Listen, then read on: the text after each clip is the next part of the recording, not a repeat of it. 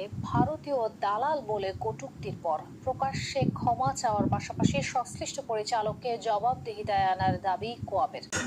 সেটা হয়তো আপনারা আমাদের পেজে পেয়েছেন, তারপরে আপনাদের সামনে জিনিসটা আমি একটু পড়ে শোনাই।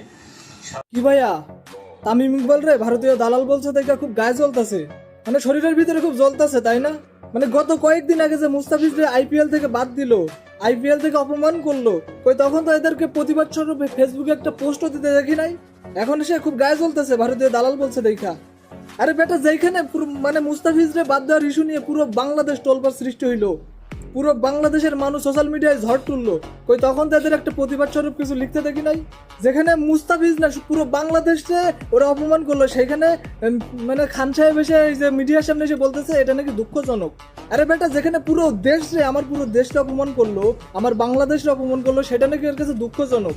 আসলে ভাই, ওই যে বোর্ড পরিচালক যে বলছে না এটা ভারতীয় দালাল, আমি বলবো তামিম ইকবালের পক্ষ নিয়ে যারা যারা কথা বলতেছে এরাও ভারতের দালাল, চিনে রাখতে হবে ভাই।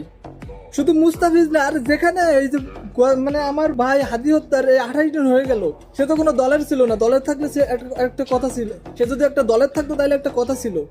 সে তো কোনো দলের কোনো প্রার্থী না, কোনো দলেরও লোক না। তার হত্যার 28 দিন হয়ে গেল, কোনো দিন প্রতিবাদ স্বরূপ একটা পোস্ট দেখি নাই।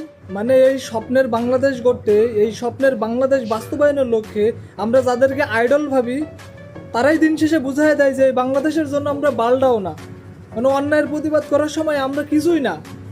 তাই বলতেছি যে বাংলাদেশে থাইকা বাংলাদেশের বিরুদ্ধে গিয়া অন্যের দালালি করলে সে যত বড়ই সেলিব্রিটি হোক না কেন, এই মাইন্ড থেকে ভুলতে 1 সেকেন্ডও সময় লাগবে না। আর আমার এই বক্তব্য শুনে হয়তো অনেকেই অনেক রকম মন্তব্য করবেন, বাট আই ডোন্ট কেয়ার, কারণ আমি বাংলাদেশের দালাল।